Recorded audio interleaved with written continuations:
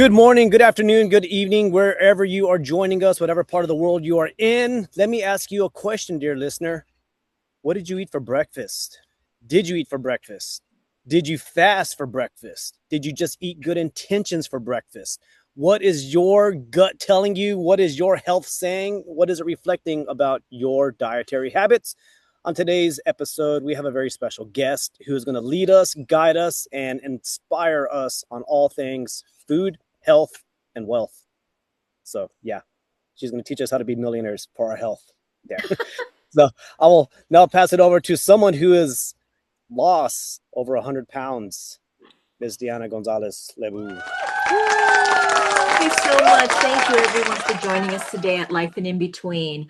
I just have to say that I want to introduce a guest that we're having on today. Today marks a special milestone, as Patrick said. I have lost 102 pounds. What makes it special, Jessica is going to be talking about a lot of the things that helped me in a way guide me to losing my 102 pounds. But enough about me. We're going to talk about Jessica Setnick.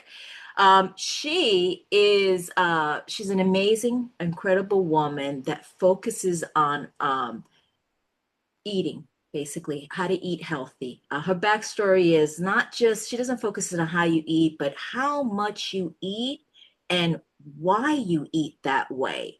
And she's written some amazing books, but I'm not gonna steal her thunder because I want her to fill in the gaps. I want her to tell us more about her because I'm in suspense. So please give me a round of applause, Jessica Setnick. Thank you. Thank you very much. I agree with what you said. I feel like all of those things are part of what I do. What you eat, how much you eat, and why you don't eat, how you feel before you eat, how you feel after you eat, how you feel about the things that you ate, how your childhood growing up experiences impact your eating now, how the systems that we live in impact your eating. There's so many ways that we are not in control of our eating, and we wake up every morning thinking, I made all the decisions. I get to pick if, like you said, Patrick, if I'm going to have coffee for breakfast, I'm going to have no breakfast, I'm going to have a bagel and cream cheese for breakfast, or I'm going to have cottage cheese and a banana for breakfast. We think that we're making all those decisions consciously, and a lot of times we don't realize that so much of that is put into play either by access to food, where the food is, do we have enough money for food, what kind of storage do we have for food, who picked the food that is in our grocery stores, what counts as food, is it grasshopper food, is it grasshopper not food, right? There's so many factors that came into the story before we woke up this morning, and yet we have this illusion that we're completely in control of our eating. And so I'm trying to sort of break the wall of that illusion and say you have to be aware of all these factors in order to then make a conscious choice to continue the way you're doing or to do things differently. And Diana, I don't know anything about your weight loss journey, but it sounds like you have had to take some of those things into account. And, I'd love to hear more about that. Absolutely. Well, thank you so much. I have a lot of questions, but I'll share a little bit about how my weight loss journey, and I know it's still a lot. I still have a longer journey to go, but this is just right here, 102 pounds.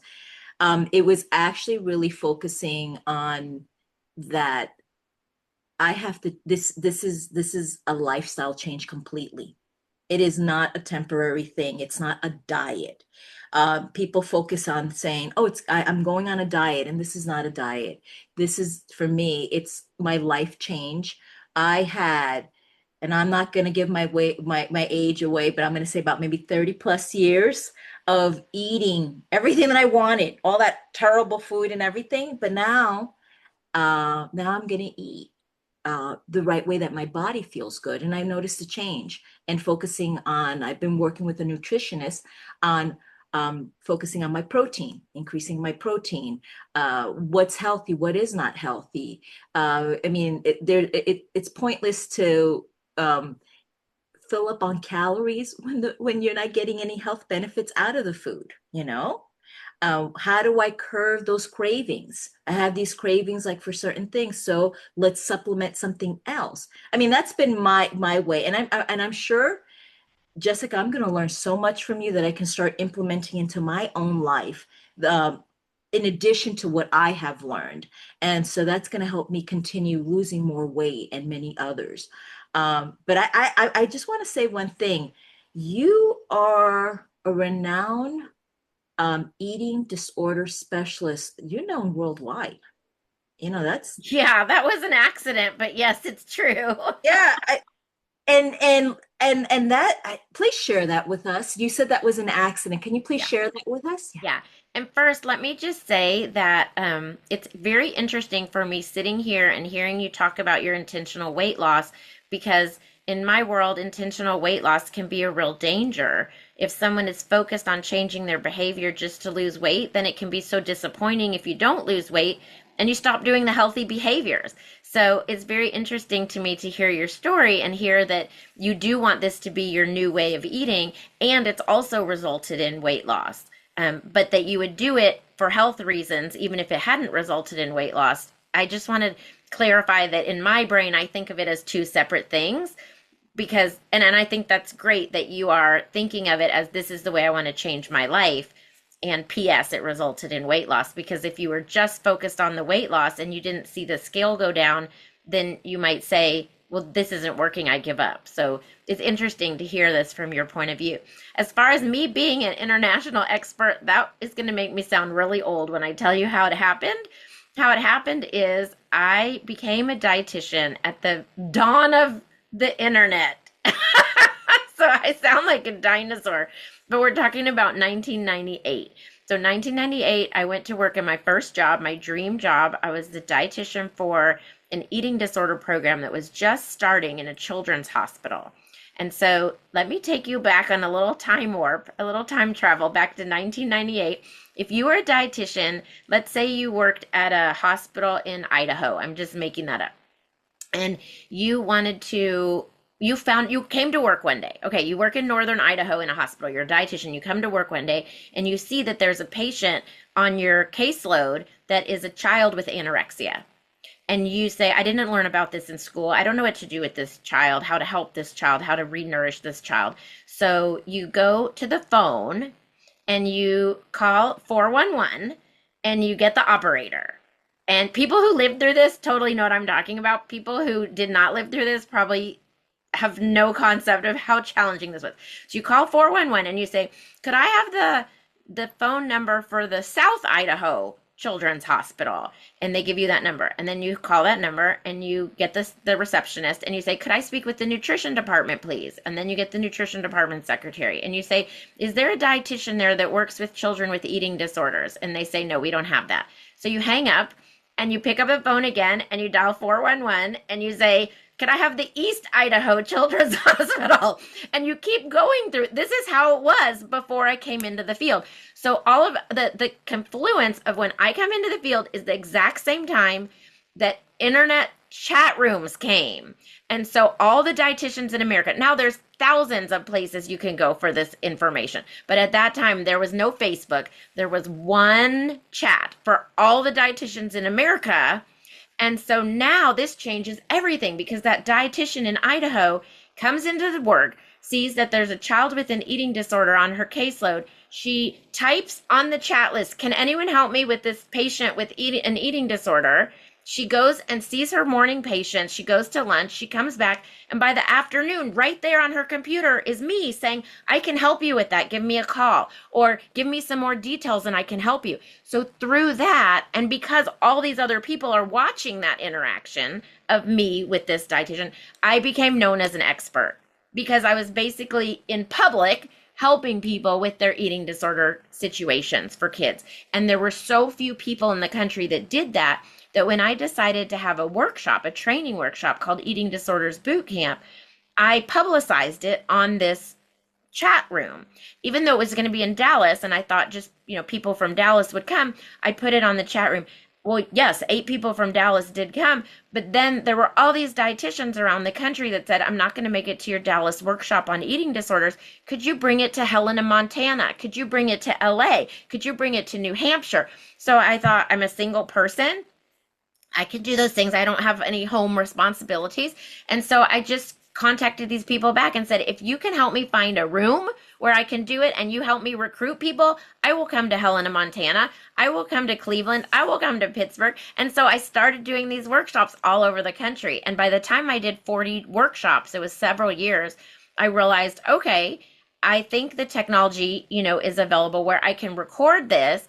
And then this is again going to date me. We had it burned onto CDs. You couldn't even burn a CD on your own computer. You had to have a company burn it on CDs, and then they would send them, and then we would order the CD cases from a different vendor and sit on the floor of my office and package CDs into cases and send them out to people. And so people in other countries started asking about it because it was on the internet. You can order Eating Disorders Bootcamp. So people from other countries started ordering it. Now it's all online. You can literally download it, right? But it was like this very step-by-step process. That's why I say it was totally accidental that I became this international expert, really because there was nothing else at that time. Now there are lots of eating disorder courses you can take if you're a professional, but back then it was really the only one. And so that is the story. Now you know.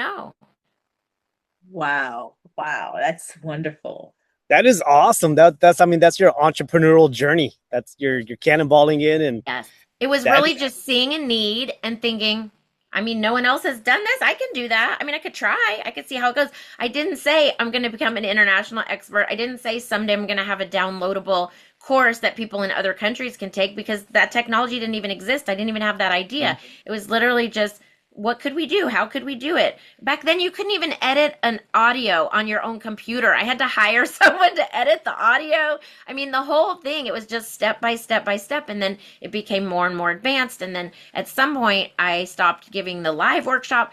And then I started becoming a spokesperson for eating disorder treatment hospitals and doing a lot more speaking. And then one day I got laid off from this job I had that I thought I would retire in this job. I love this job. And I know, Diana, you have a very similar experience. I thought I would be in this job forever. And all of a sudden I'm laid off in a phone call, and I'm like curled up in the fetal position in my backyard, trying to take in what just happened to me, and thinking, I don't know what I'm going to do with my life. And it took me a couple months to sort of gather my thoughts. And luckily, I had, I guess, the luxury of some savings. So I wasn't like pressured to find another job, but it was kind of like, what am I going to do now? And then I remembered, wait, I worked for myself before. I can do this again. And so I started an Eating Disorders Bootcamp Next Generation workshop. And so I started teaching that again. So it was one of those things where it's just one step in front of the other. I didn't have a big master plan. When people say they have a 5-year plan, all I can think of is, I don't even know what I'm eating for dinner tonight. I don't know what I'm going to be doing in 5 years. But if I just keep taking the right steps, the next right step, I assume I'll get to the right place. I absolutely love that. That is like mic drop moment, everything. Like, I love that because, wow, you had a lot of in-between moments in your phases, and you were able to just figure out. And the fact that I love what you just said, that 5-year plan. There's so many people out there saying, I don't have a 5-year plan. I'm not a 5-year plan kind of person. But you just said step by step. And that's wonderful. So thank you. Because I know a lot of our listeners out there say, I'm that step-by-step person. Yeah. Well, and I have a friend who's also a dietitian, a colleague named Amy Goodson, and she taught me about the next yes. The next yes. What is the next yes? And so that's a way to think of it too. It's like, you don't have to think of every decision as being this lifelong commitment, or this has to be the right path. It's just, what's the next yes? What's the next thing that's sort of calling my name? Now, there are downsides to that too. I can tell you that I've stirred a lot of pots that I then abandoned because I can get involved in a lot of projects at the same time. But for me, that's fun. I don't think of it as, oh, that thing didn't work out, I gave up on that. I think of it as, I stirred some pots, and the one that was, let's say, the most popular or the most enjoyable, I focused in on that one. So, I maybe had to start some other, either started a book or started a different workshop or something like that. And maybe it didn't take off, and that's okay. I didn't think of it as wrong. I just thought of it as it was sort of an experiment. I try to keep my experiments very low cost, so that if it doesn't work out, it didn't hurt anybody. Financially, obviously, I hope nothing I do hurts somebody. But you know what I mean? It's not a big. I do think that for me, I have seen people invest really heavily into things financially, and then when it doesn't work out, it's a really big hit. And so I just try to sort of shoestring grassrootsy do things. And that way I feel like for example, my very first eating disorders boot camp workshop. Okay, this is again before iPhones, before anything. I needed a projector. I needed a projector to project my slides. It cost $2,000. That's how much it cost back then to buy a projector. Dang. What? And you hooked it up to your computer with all these cords and yeah. So I was like, okay, I need a projector. So I just need to make $2,000 out of this workshop to cover the cost of my projector. And I did. I had 8 participants and it just about covered the cost of the workshop. So I don't know that I made any money, but I broke even. And now I have a projector, which means I can do my workshop anywhere.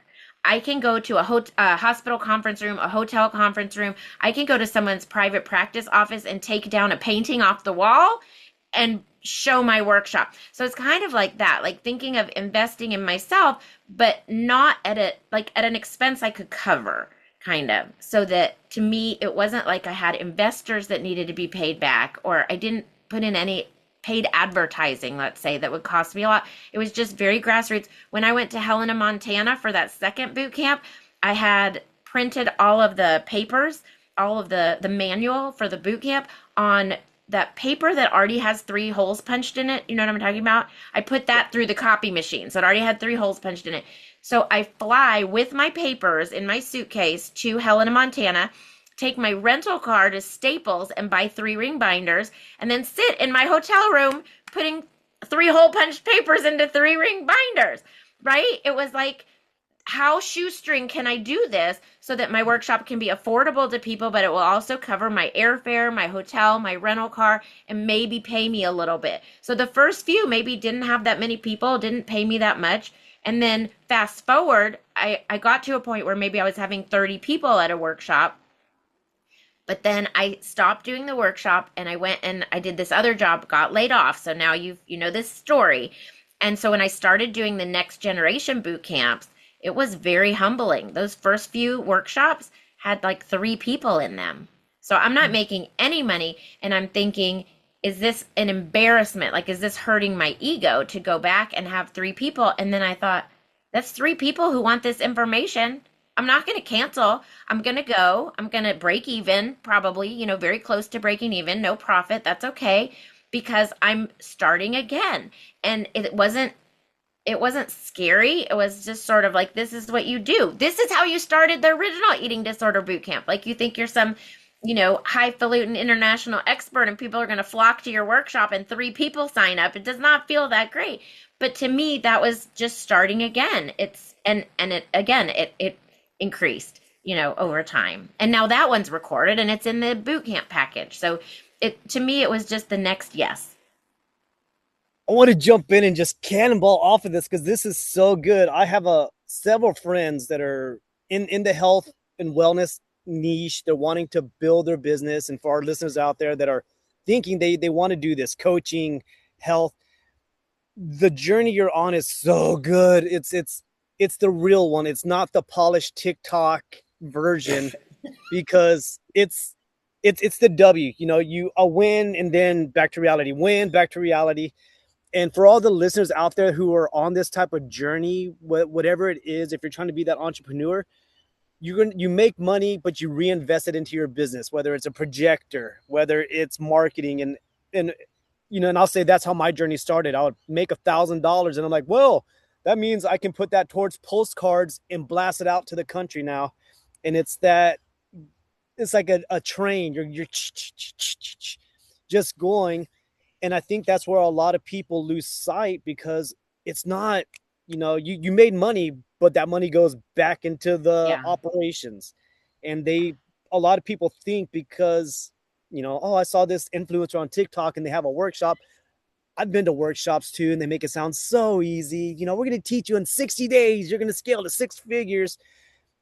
And maybe the 1 out of 1,000 that does it. And then they promote that person. It's like, no, reality is it's a marathon. It's not a sprint. Yeah. And so I give you kudos for that journey that you've been able to monetize it, build it. You found a need, you've brought the solution. And then you were there in the beginning. I remember the dial-up with AOL back when the internet came out. You're just, none of you kids know this stuff. Yeah. And, I, the Got same thing, mail. burning CDs, packaging it. I would do 1,000 postcards. But that's the journey. And now it's so easy. You hire a Did you ever company. shrink wrap anything with a hair dryer? We used to put No. the CD cases and the spiral bound manual together, and then we shrink wrap it with a hair Oh dryer. gosh, that's next level. I I didn't want to give that much to my clients at the time.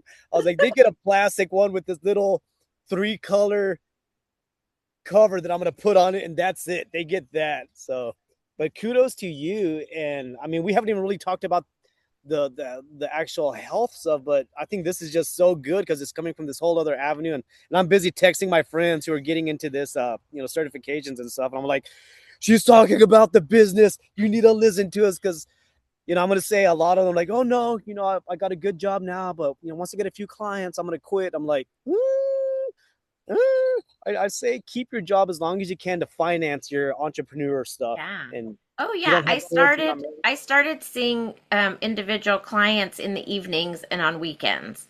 That's how I started my private practice is and left the hospital is I called two counselors I knew and said, I'm going to start seeing clients on the weekends and evenings. It has to be adults because it couldn't be a conflict of interest from my practice in the hospital, right? I wasn't going to be accused of like stealing patients or something like that. So I said it has to be adults, and each of them maybe sent me one client, and it started very, very small. And I do agree with you.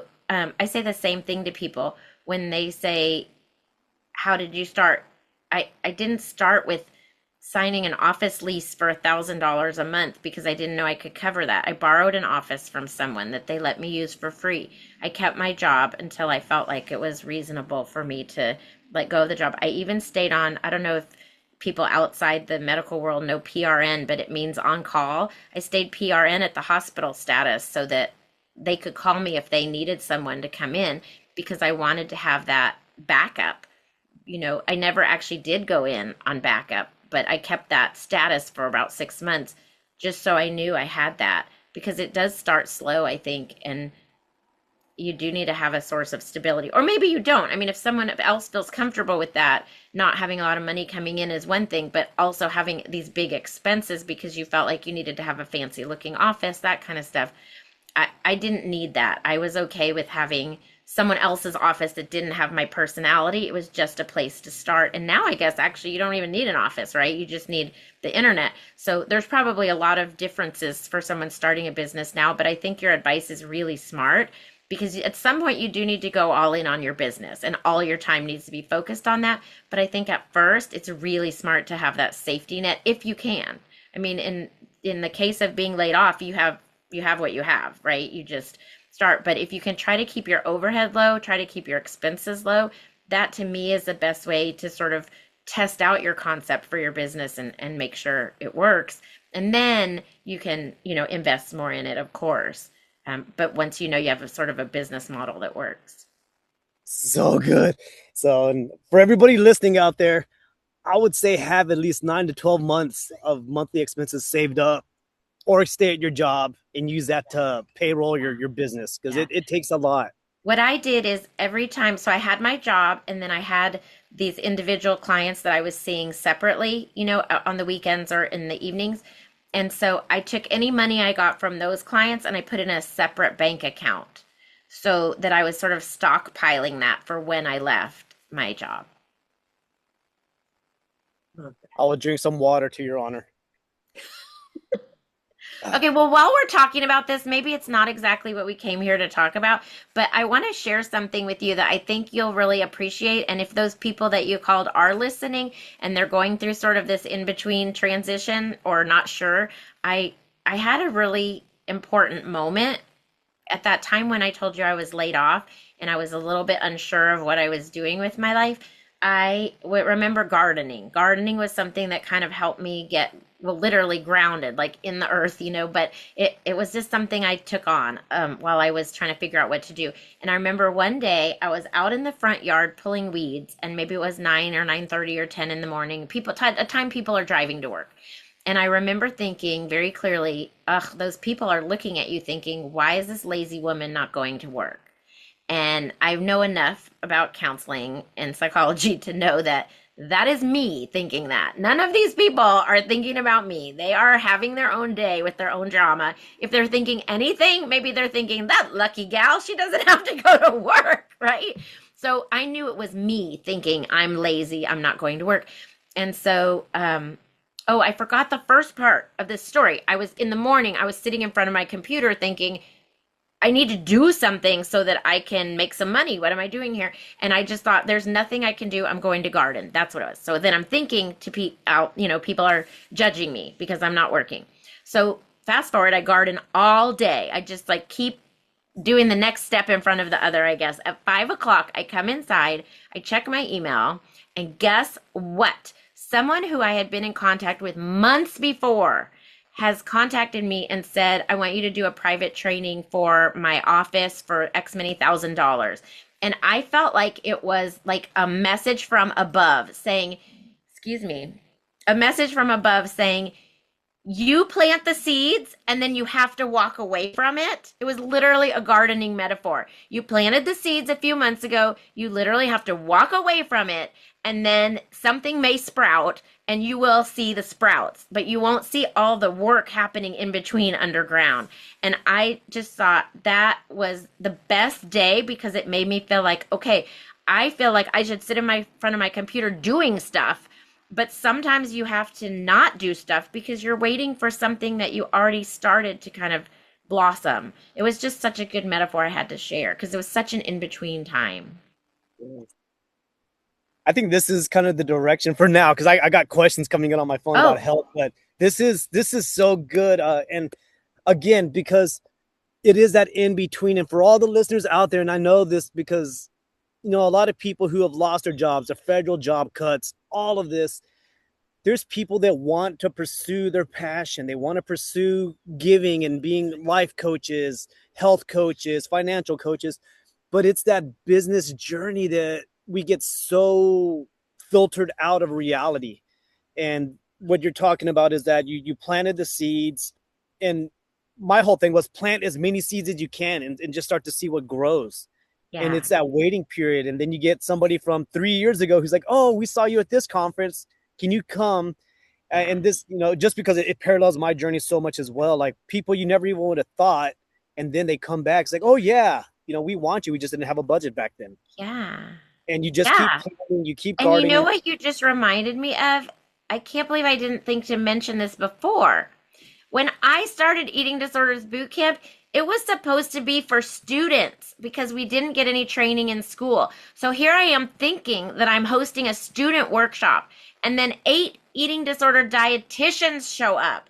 And I realized students don't even know what they don't know. It's only once you get out into the field that you realize, oh, I am not quite prepared for this job. So that is so smart what you just said. It's like I put this thing out thinking it's going to be a training course for students, and then 8 dietitians show up, and then I pivot. I'm like, oh, here's the market for what I need to do, right? Because that's the dream, is what you like to do, what you're good at, and what people will pay for. Like that's really what you're looking for. Exactly it. Woo. I mean, you're on fire right now. This is amazing. Wow. Gosh. You said that there's some, I guess, okay. So yeah, I think he's taking a question that's going to be popping up, and I didn't want, okay. But yeah, no, this is great. I did want to say one thing that, when you just mentioned that moment of when you realized that you made that connection, when they came in, these 8 people, and you realized, that was like the light bulb that went off. At that point, did you make that decision and say, hey, this is where I'm just going to gear towards and put aside the students because you already knew? It was like yeah, well, I was willing to include students, and students did come, but it was just that, when I asked people what brought you here, that's how I started. I said, please introduce yourself and what brought you here. I was hearing that too. What brought them here was that they're already in the work world and they realize they need more training on this. So yeah, I actually had set it up where if you went, it was a 1.5 day workshop, one day and then the next morning, and then you could optionally sign up the afternoon was to do a certification, and nobody signed up for the certification. They just needed the information. So again, I just never offered the certification again because that wasn't what the market wanted. There are certifications now, and maybe in a different lifetime, I would have pursued doing that certification, and maybe I'd be a gazillionaire by now. But the next yes was doing the workshop for dietitians again. Love that. Lesson number 1, listeners, give the market what it wants. That's the key. Give the market what it wants. So this is gold. We'll have to charge for this episode. We'll have to charge people to listen to this. So this is good. Yeah, I'm blowing up my people. I'm just like, y'all need to listen to this one about the business. She gets into the business aspect, but okay, I digress. Bye. Yeah, no, this is golden. And I think also being aware of when you have to let go of the idea, because it's so hard. People get fixated and I want to do it this way because it initially like, this is my baby. I want to do it this way. But then you have to realize, no, like Patrick said, the market is asking for this. We have to shift. And if it's a hobby and you don't need to make money, or if you're grant funded, or you have some kind of religious organization that's funding you, you do not have to care what the market will pay for. If you have to make money on your product, you have to care what the market will pay for.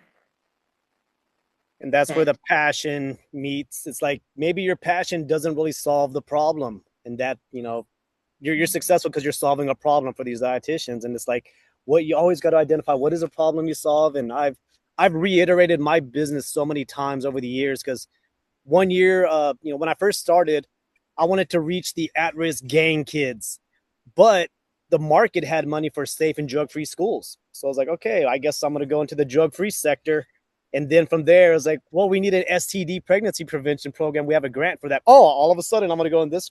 And so you're leaning into what the market pays for. And I want to ask this just from a business perspective. Do you think the market is a lot more saturated now, kind of in your field, because of the internet? That's interesting. I would say, I don't think I'd use the word saturated. I think I would say there are a lot more opportunities and options. So I think it's both, because think about, okay, back when I did my original boot camp, you would say, oh, well, you were the only person out there flying around to different cities. So you had a monopoly, you had the whole world.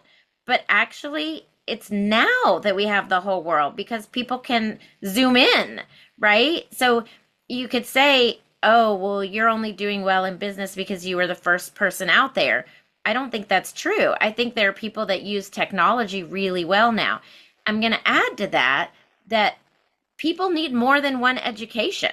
People need more than one everything. People need more than one coffee mug, So just because someone else is already out there doing it doesn't mean that we don't need more. So there are other people who do exactly what I do. Marcy RD sells courses for dietitians. EDRD Pro sells education for dietitians. These are all this very specific niche, right? I think that my maybe specialty is that I promote to not eating disorder specialists. Like every dietitian needs to know about this. So I think I target my market as all dietitians and then also therapists and other health providers, not just eating disorder specialists. But I don't know what their marketing is, but it's probably very good. And every so often I feel a little pang of jealousy. Maybe their product is better than mine. And I have to say that's my ego. And it's okay that there's more than one of us. And sometimes people will say to me, what's different about your course? What's different about Eating Disorders Bootcamp from Marcy RD's course? And I'll tell them, here's the thing. Marcy is my friend. I am sure her course is excellent. I have not taken her course, so I can't tell you what is different about them. But the truth is, we probably cover a lot of the same material, each with our own point of view. And it's good to hear more than one person's point of view. So if you're making a choice, pick whichever one seems better to you right now, and then take the other one next year. I think they probably complement each other a lot. They're not going to duplicate. They may overlap somewhat, but people who need training for their job need training all the time. We have to do 75 continuing education hours every 5 years. So when you ask me about it being saturated, I feel like, and I don't know everybody's field, but I feel like in this field at least, there could be that fear. What if someone else does a course? Is that going to put my course out of business? And I just refuse to operate from a place of fear. I prefer to operate from a place of abundance where the same person who needs one course is the same person that needs a different course. And so I'm not going to ever say anything negative about anyone in my field. Maybe you would consider them my competition. I would consider them my peers, my colleagues, because I'm not competing for the one person who needs a course. I'm trying to open the mind of people who think, I don't need to know about eating disorders. I'm trying to say, if you work anywhere with people who eat, you need information about eating disorders. And if you're a dietitian and your whole job is talking to people about eating, you definitely need information about eating disorders. So we're not fighting over one slice of the pie. We're trying to make more pie. So there's enough room for everyone who does what I do. That's the way I choose to frame it. I mean, maybe someone else would, a consultant would be like, it's a $1 million market and there's 8 players and they're each going to get a 1/8. Like, that's just not how I think. I love that. And by the way, I did once take a business plan to a bank to try to get a bank loan, and they turned me down. And so I know that my skills for, I know my business better than anyone else. And I know that I'm better off when I follow my own North Star. And I'm not saying that I don't get advice when I need it, but I take it in as this is one person's opinion. And I think if you know your business, it's not a good idea to never bounce things off of people, right? But you have to be careful about who you ask. If I had taken that business plan to that banker who knew nothing about my business and was just looking at it from a maybe dollars to donuts point of view, and then I was like, oh, well, if a banker thinks I don't have a good business plan, I guess I can't do this business, I would not be sitting here talking to you right now, right? So I really have learned to be very precautious about whose opinion I listen to. And a couple of summers ago, I got sucked into someone's business coaching, whatever. And oh my gosh, I'm still embarrassed to this moment, but at least I'm not going to sweat over the money I lost, because I just thought lesson learned. But it was so clear to me that once I paid them the money, that they really did not understand my business. And I asked for my money back. I got half of it back, which is still a huge hit of how much I had to leave on the table. But I actually called a lawyer, and he said, you could go nuclear on them. And I said, I don't want to spend any more of my energy on them. So, I feel like that was ill-gotten gains on their part, but I'm not going to fight for that money back because of what it's going to take from me to do that fighting. So it just was a very expensive, annoying lesson, but it made me realize when I see those influencers like you're talking about, and they make it sound like I can get you booked for 25 speaking gigs in the next 20 seconds or something. I just think, no, you can't. No, you can't. Those are advertising words. And if you don't know my business, then you don't really know how it works. So good. Oh my gosh. Ah. So listeners, take note. Ricardo, take notes. You're listening to this episode, Ricardo, because this is so good. It's all the information that you need right here. This is your course. And I've done the same. I paid people thousands, to go learn. They're in the business of teaching you business, but they don't know your specifics. For the listeners out there, nobody's going to know more, work harder, or do more for your business than you are, because you're in the trenches, you're in the mud, you're the one pulling yourself up. And so when you look for your savior to come along, they're just the cookie cutter, believe in yourself. What is your goal? What are you going to do to work harder? 20 hours a day is what you need. And some people will get something out of it at a very base level, but like with Jessica, if you've already know what your business is and you know what's needed, yeah, you can get some input from other people, your peers, but yeah, the influencer world, it's shady. Yeah. And they make money because they promise the short promises. Let me tell you a story. Can I tell you a story about the good advice I did get? Okay. So I decided to join the National Speakers Association, I think, or I decided to go to one of their meetings. I signed up for their mailing list, whatever it is. This is at least 15 years ago. And so I thought, well, they've got something I don't have, right? They're speakers. They're National Speakers Association. They've got something. So I go to their meeting, and the reason I picked this meeting is because the speaker, they said, while she's in town speaking on high fee speaking markets, she's going to do a few one-on-one consultations for the discounted price, and this is 15 years ago, okay? This is still an enormous amount. The discounted price of $450 an hour. And I was like, what?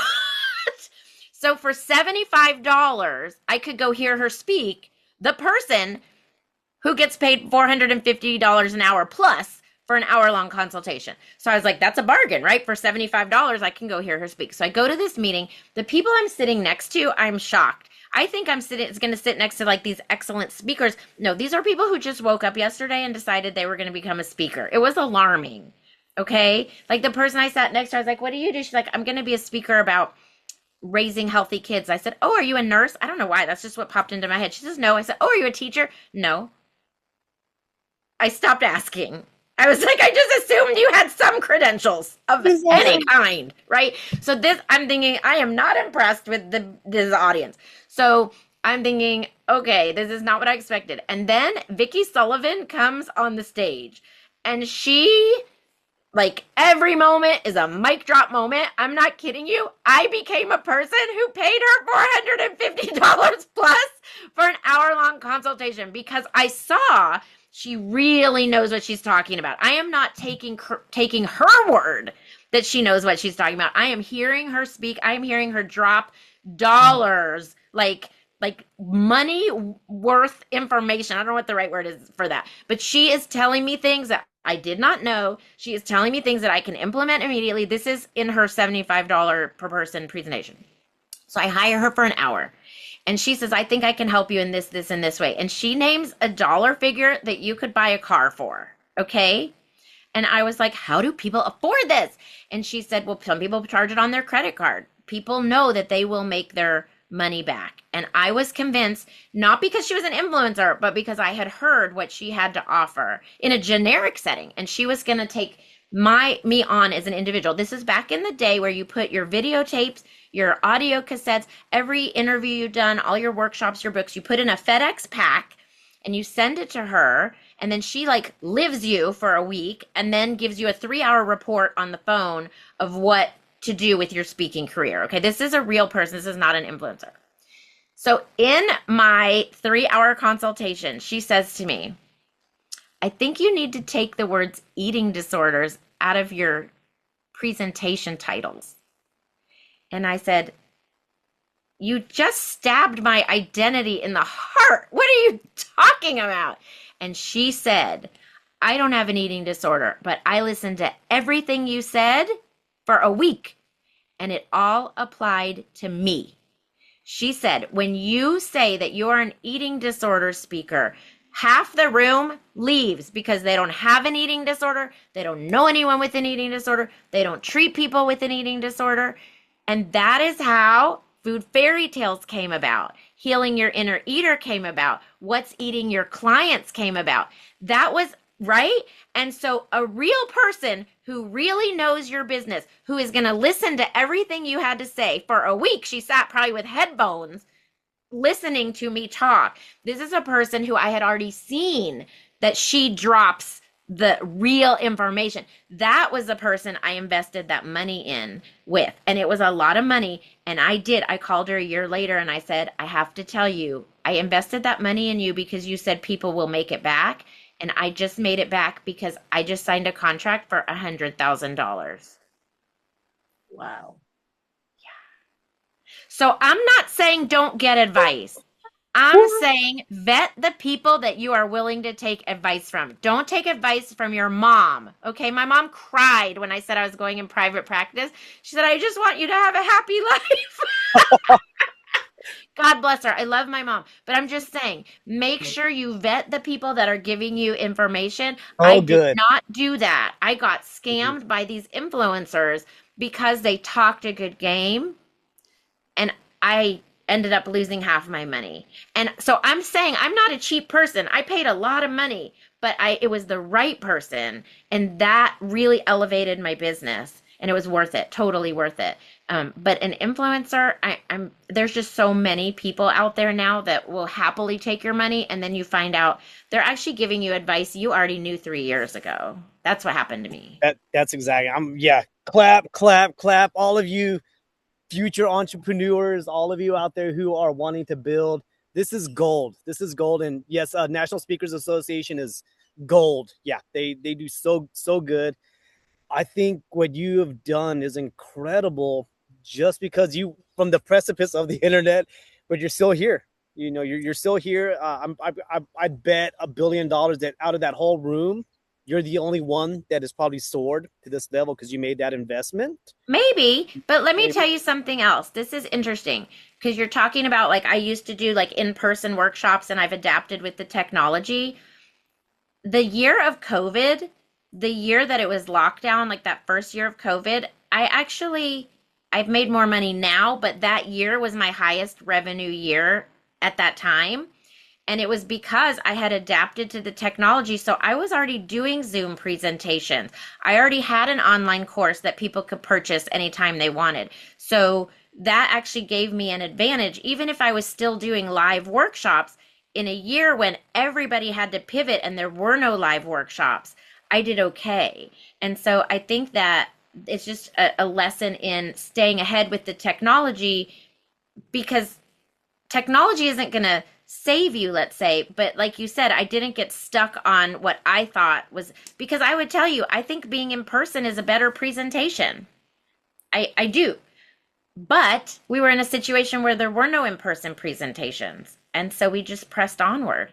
And, so I just think there's so much potential in people's ideas that I hope if anyone's hearing me, I'm just saying, pursue your idea. Just know that you know your business better than anyone else and try not to get into too much overhead, because there really is a potential for, if you think it's a good business idea, maybe it is. If it's something you would buy, if it's something you needed, I think those are all legitimate reasons. And you can't assume that everyone around you understands the value of your business. Go to the people that do understand the value of your business. And that's where you want to take your advice. We're gonna have to rebrand this whole episode, Deanna. I know I know. we're going to. I'm here thinking that we were going one different direction. And this is a wonderful thing about when we have this casual kind of conversation, because we went down something that a lot of listeners need to hear. And I love it. I mean, like, you have so much wealth of information to give. I love hearing So this. you're not disappointed in me? Of course not. No, No, this is good for me as a speaker as well. I received a scholarship from the National Speakers Association, so I've known what they can bring. But what you're sharing, it's life, and it's like, yes, I got to go. I have a coach, a speaker coach who wants to work with me, and she's $250 an hour, which it's not bad. And I'm like, oh, I don't want to spend $250 an hour, but I know she's gold. She owned a bureau. She works with top Oh, celebrities. yeah. Yes. And Then I'm she just knows like, why people hire. yes. Oh, I'm kind of jealous. Yeah, that's great. Yeah, Yeah. so it's like you're bringing truth even to us OG. I've been in the game 20 years almost, and I'm like, okay, I'll go get advice again. If But it's the right person, that's the thing. If it's the right person, it's worth every dollar. That's the part that you really have to. I mean, it's kind of like if you're advertised something on Instagram. I used to buy all the stuff I was advertised on Instagram, and then it came in the mail, and I was like, this is not what was in the picture. So I had to put myself on like a moratorium. So now if I'm advertised something on social media, I open it in my browser and I walk away. And if I'm still thinking about it, I might look at it a day later or 5 days later. But those ads are made to make you feel like this is a limited supply. You have to click on it right now. And anything that is trying to encourage you to buy right now is probably because if you think about it, you will realize it's a scam. So right. Anyone that's trying to get you to buy right now, you should definitely not buy right now. But if this person who costs $250 an hour, they're kind of patient with you and they're like, this is what I have to offer. If it's the right time for you, then you just let me know. That to me, I'm not saying they're good, but I'm saying that's what true business people that have a good product do. They know that you have to think about it and you have to kind of compare what the other options are and see how things are going on your own before you invest in something like that. They're not trying to like tell you that you have to, if you sign up today, you can get $10,000 off. I mean, that's kind of what I fell for, and I'm embarrassed, but I'm sharing it hoping that someone else will, learn from my mistakes. this is awesome. No, this is good. This is good. So thank you. Thank you for I know you're going to be helping a lot of people. I mean, yes, you're going to be helping a lot of people. This is really great wealth of information. I, you know, Jessica, I want to have you on again. I mean, Okay. yeah. I'll come back. I'll come back and we'll talk about healing your inner eater. Yeah, because Yeah. I got all these questions from people. I'm like, I'm telling them like, we want a whole nother direction, and y'all need to listen to this because y'all want to start your businesses. Well, So we had another date set. We could keep our other date if you want. there Okay. you I go. mean, definitely. I can, yeah, I'll make sure. I don't know if I filled it already, but Okay. I'll double check. I'd But love to yeah, come back. And will you tell me what is it that you speak on? I didn't catch that when you were talking. Yeah, so the first 15 years of my speaking career, I was a youth speaker. And so I would mostly be in schools for their red ribbon or star testing, goal setting choices and your peer relationships. That segued into the American Lung Association bringing me on to speak to all of their kids at their conferences all on the East Coast. That opened up the National Guard Army programs for resilience, goal setting, training. Both the American Lung Association and the National Guard budgets cut during the beginning of the Trump administration. Oh, So yeah. 70% of my income chopped, but I started getting these inquiries from corporate sectors. And that's where Deanna saw me at the Prospanica conference that opened up to a Fortune 10 company bringing me in for their global employee summit. Oh, And so wow. that's where I began to see like, so my material, it can apply. It's just a packaging. And that's the Yes, lady that's I what had was that like, consultant's repack going to it. help you with. You know, when we get off this Zoom call, I'm going to send both of you a copy of my ebook. It's called A Dietitian's Guide to Professional Speaking because people, after a while, stopped asking me about eating disorders and started asking me how I became a speaker. So now I do Mm-hmm. speaker coaching, not what you need. I do speaker coaching for health professionals because there's a skill set, right, that you don't have as a health professional. You are in a different league at this point. But I'd like to send you both my ebook and see maybe there's something in there that can help you with your rebranding. I talk a lot about your unique speaking platform and things like Mm-hmm. that. And same with anyone listening if they want to be a speaker. That book, it's dietitianspeakingguide.com, and yes, it says dietitian in the title, and that's because I wanted dietitians to know this is from someone who totally gets you, but the information in there absolutely could be for Gold. Yeah. anyone. And you found your niche, you found your lane, Yeah. and I think that's gold. That's the gold. It's because there's speakers out there, Toastmasters who are such better speakers than I am, but they don't know the marketing, the branding, the I packaging. doubt it. I doubt it. I think you're probably an excellent speaker. Your Okay. credentials speak for themselves. You do not get hired by the National Guard if you're a crummy speaker or the American Lung Association. Sorry. I'm Okay. gonna have to call I'll take your it. bluff. I'll take. I'm telling he is a wonderful, amazing speaker. Patrick is very modest and he doesn't give himself enough credit, but he is such an amazing speaker. He's inspiring. So, yeah, That's easy to believe. Yes. And she's a former client turned friend now, podcast buddy. So, but yeah, it's a journey. It's a journey, and I will say to you, Jessica, this is revitalizing my soul because it's reminding me. It's like because once you get off the ground and you're soaring and flying, you're like, I'm gonna go do this gig and this gig, and just the money comes in. It's easy, but once it gets easy, comfort kills. And I kind of got in that lane. The pandemic kind of woke me up. It's like this is exciting, but yeah, it's the hustle. You never stop the hustle, and given I have a 4-year-old now, so a lot of my energies Yeah. to that. Oh, yeah, that's hard. Well, let me just tell you one more thing about my speaking career. Remember, I got laid off by an eating disorder hospital. I had 6 months of speaking engagements lined up Wow. that I was going to get paid for through my job with this eating disorder hospital. And so when they Mhm. called to tell me my position's been eliminated, I said, "What about all these speaking engagements?" And they said, "Well, just call and tell them we'll send an alternate speaker." And I said, "You don't understand. These people have printed brochures with my picture on them. Like you can't just say I quit, I'm sending an alternate speaker."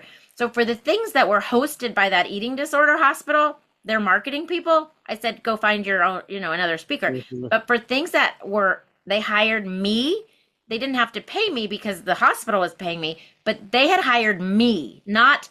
insert generic eating disorder speaker here. So I called all those places and I said, I'm no longer with this eating disorder hospital. I wanted to make sure you take that off all of the printed materials and online information. I also wanted to ask, could you possibly pay for my travel? I'm not quitting. I'm not canceling. I will be there, but I'm no longer being funded. And some of them could and some of them couldn't. And I asked my husband, what do you think I should do? And he said, my husband is like the wind beneath my wings. He said, what would your girl do? And what he meant by that, I knew what he meant. That doesn't make any sense. But he meant Susie Orman. Because I had at one time said, I want to be the Susie Orman of nutrition. I no longer want that for lots of reasons. But he said, what would your girl do? And I said, well, I think Susie Orman would say, hey, those are really important gigs. Those people need to hear what you have to say. You never know who is in the audience there that might hire you for something else. And also, you're not a quitter or a canceler. And that is not the reputation you want in this business. And so for 6 months on my own dime, I committed to following up on all of those things that I had said I would do. And it was not pretty financially, not pretty, but it helped me sleep at night. It probably got my name out to so many more people. Lots more people heard me speak, like you were saying. So I do think that these situations that feel so crummy at the time, I mean, I'm not going to be little Mary Sunshine and be like, everything happens for a reason. And even the worst day of your life can turn into the best day of your life. Like, no, you have to sulk. And I firmly believe that complaining helps. Complain to the right people, right?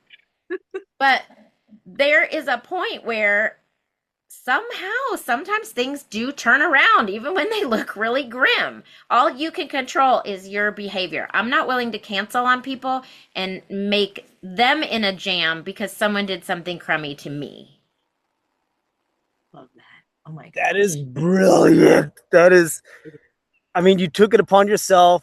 You came through for them, because I would have put them in a pickle jar right there. Hey, we just lost our speaker. I applaud you. This is exciting. This is therapy. Thank you, Deanna, for getting Jessica here. I mean, Dana, everything I'm telling you is real. I don't have any vested interest in having like a polished image. Like, this is authenticity. I will tell you, the more I realize that when I'm authentic as a speaker, I get better evaluations. People like me better. People say that really moved me. People still sometimes will tell me things like, when you stood up at that dietitian conference and said you used to have an eating disorder, it was new information to me that you could be real when you stand on stage, or, that kind of thing. And it's like, oh, that's what I care about. That's what I care about. Oh, yeah. That is awesome. I never told you this, Deanna, but so Deanna they saw me at a Prospanica conference.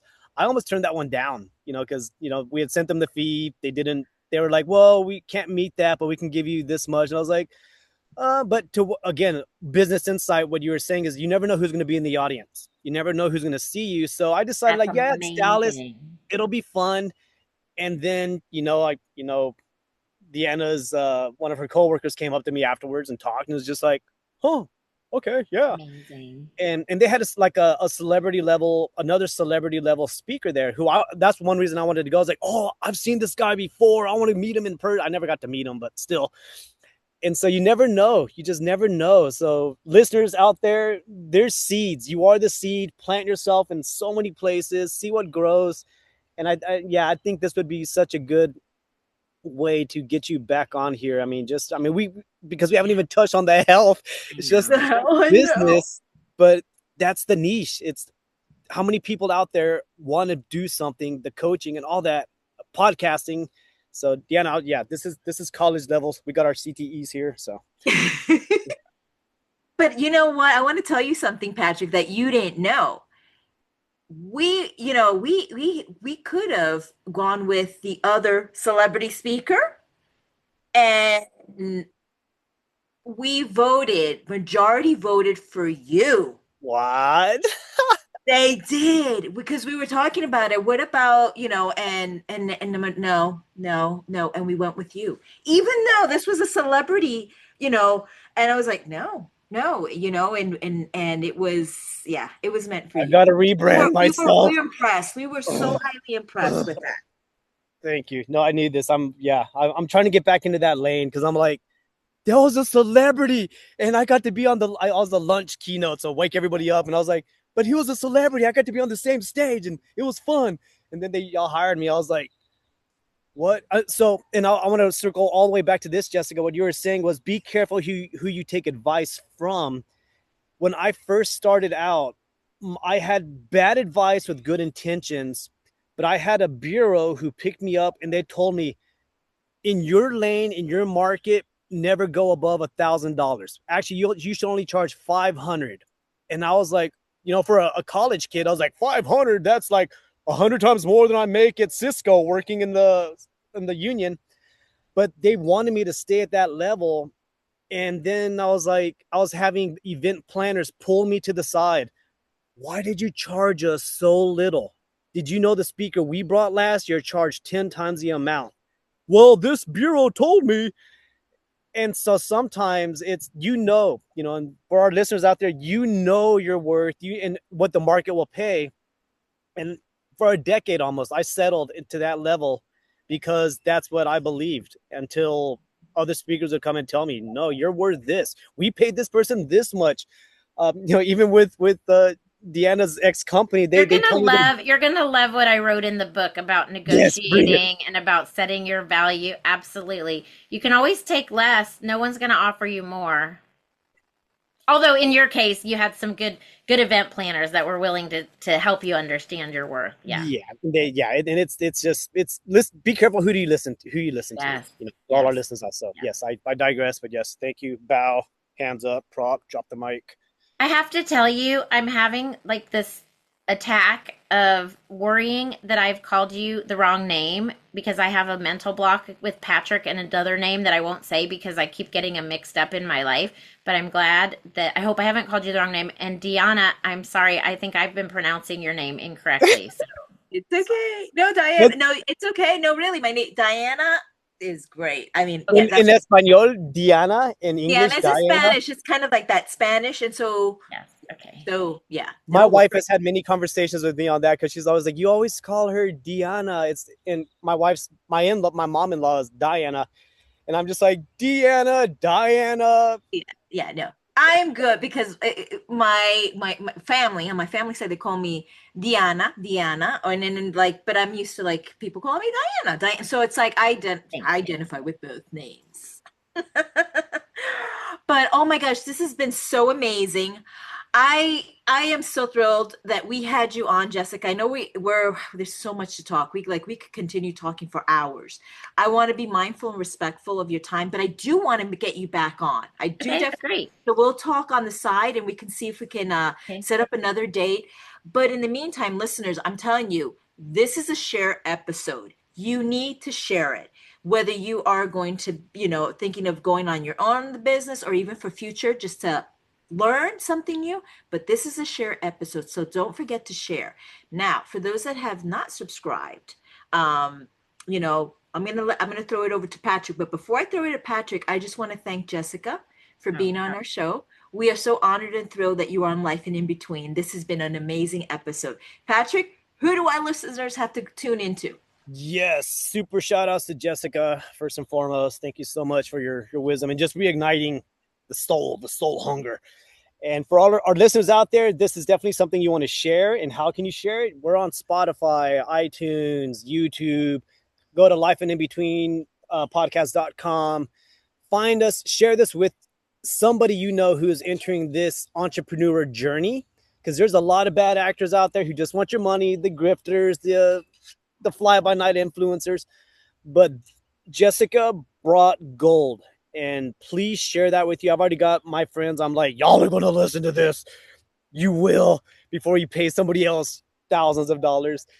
And so find us wherever you are. We'd love to hear from y'all. Find us on all social media platforms. And, this was good. So peace, chicken grease, keep on dancing. Everyone. Recycle, reduce, reuse.